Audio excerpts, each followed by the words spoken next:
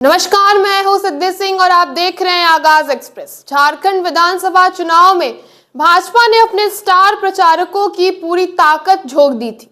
प्रधानमंत्री नरेंद्र मोदी, गृह मंत्री अमित शाह, रक्षा मंत्री राजनाथ सिंह और यूपी के मुख्यमंत्री योगी आदित्यनाथ सहित कई प्रमुख नेताओं ने प्रचार किया।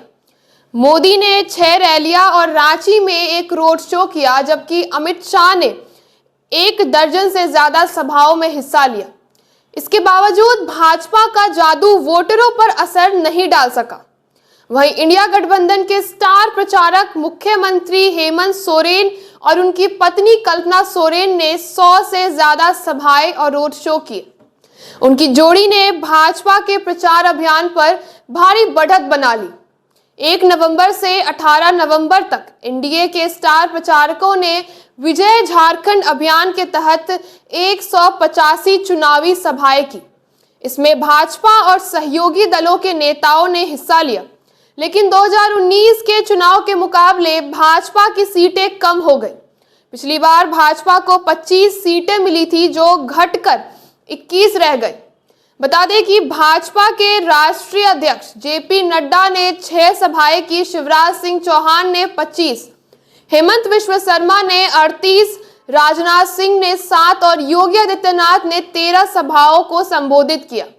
अन्य नेताओं में मिथुन चक्रवर्ती, मनोज तिवारी और चिराग पासवान जैसे चेहरे भी प्रचार अभियान का हिस्सा रहे।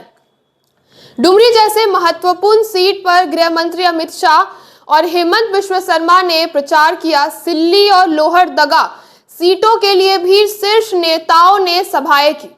जदयू ने जमशेदपुर पश्चिम और बुंडू से चुनाव लड़ा, जिसमें जमशेदपुर पश्चिम सीट उनके खाते में गई। यहां सरयू राय ने खुद प्रचार अभियान संभाला था।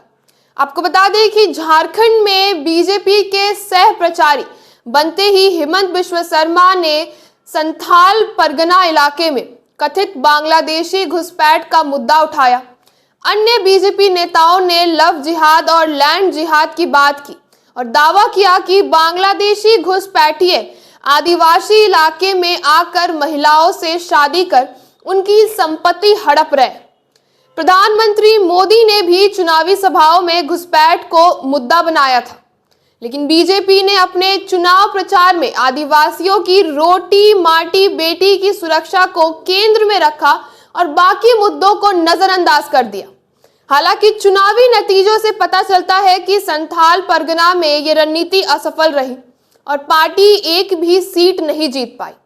उत्तरी छोटा नागपुर में बीजेपी को थोड़ी सफलता मिली, जहां उसे 25 में से 14 सीटें मिली। बीजेपी के एक नेता ने कहा कि पार्टी के पास नौकरियों की कमी, हेमंत सोरेन पर भ्रष्टाचार के आरोप और भर्ती परीक्षाओं में गड़बड़ी जैसे मुद्दे थे, लेकिन उसने सिर्फ घुसपैठ पर ध्यान दिया था।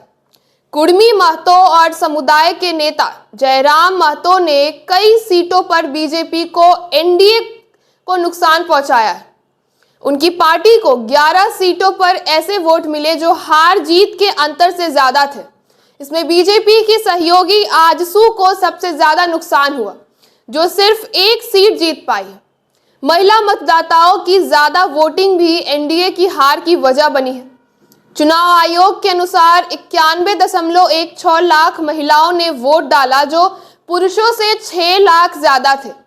हेमंत सोरेन सरकार की मैया सम्मान योजना, जिसमें महिलाओं को हर महीने 1000 दिए गए, जिसने एक बड़ा असर दिखा दिया। 2024 के लोकसभा चुनाव में बीजेपी को झारखंड की आरक्षित 5 सीटों में से एक भी नहीं मिली थी। विधानसभा की 28 आरक्षित में से बीजेपी सिर्फ 1 सीट जीत पाई थी, जिसमें साफ हुआ कि घुसपैठ का मुद्दा आदिवासी समुदाय में कारगर नहीं रहा।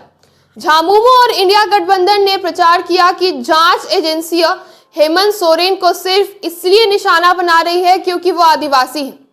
चुनाव में बिहार के कई बड़े नेताओं ने परिजन भी हार गए, जैसे कि अर्जुन मुंडा की पत्नी मीरा मुंडा, मधु कोड़ा की पत्नी गीता कोड़ा। इसके अलावा खराब चुनाव प्रबंधन और टिकट वितरण भी गलतियों को बिहार की एक बड़ी वजह बना देती है।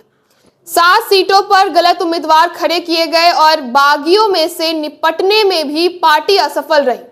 बीजेपी ने योगी आदित्यनाथ को चुनाव प्रचार में उतारा और उनके बटेंगे तो कटोगे के नारे को एक काफी चर्चा में दिखाई दे रही थी, जिसकी वजह से हिंदुत्व का एक एजेंडा भी प्रभावी साबित नहीं हो पाया।